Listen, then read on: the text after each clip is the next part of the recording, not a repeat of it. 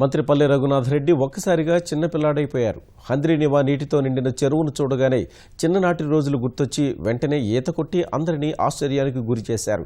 అనంతపురం జిల్లా రాప్తాడు నియోజకవర్గంలో ప్రజాప్రతినిధుల బృందంతో కలిసి పర్యటిస్తున్న ఆయన రామగిరి మండలం కుంటిమద్ది చెరువు వద్దకు చేరుకోగానే గంగను చూసి ఉబ్బి తబ్బిబ్బయ్యారు.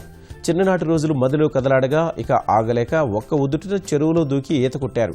అనంతపురం జిల్లాలో తాను చిన్నప్పుడు చెరువుల్లో నీరు చూశానని, దాదాపు 30 ఏళ్లుగా చెరువులకు నీరు చేసిన దాఖలాలు లేవని మంత్రి పల్లి చెప్పారు.